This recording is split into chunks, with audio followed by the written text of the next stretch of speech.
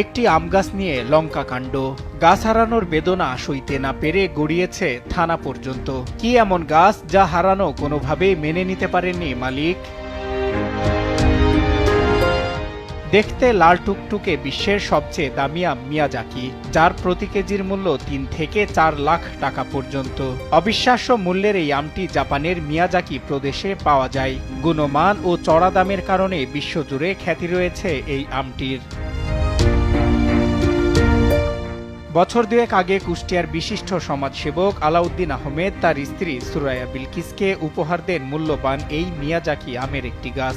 বাড়ির ভেতরে একটি টবে লাগানো ছিল সেই গাছটি। তবে গত ১ সেপ্টেম্বর কে বা কারা চুরি করে নিয়ে যায় গাছটিকে, যা নিয়ে কুষ্টিয়ায় চলছে হুলস্থুল কাণ্ড।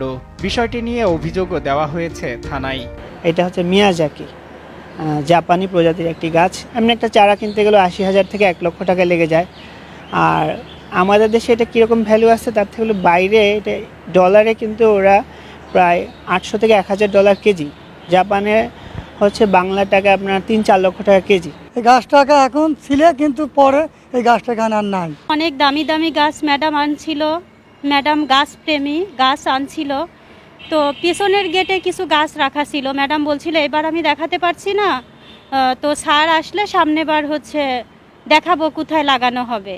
কিন্তু পরবর্তীতে এসে গাছগুলো ম্যাডাম আর দেখতে পাইনি।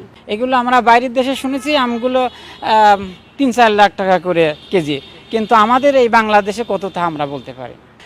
এই গাছটা যে চুরি করেছে, আমরা চাই যে তার সঠিক যেটা বিচার হয় সেটা আপনারা করে দেন। এদিকে পুলিশ বলছে এ ঘটনায় একটি অভিযোগ পেয়েছেন তারা, তদন্ত সাপেক্ষে নেবেন ব্যবস্থা।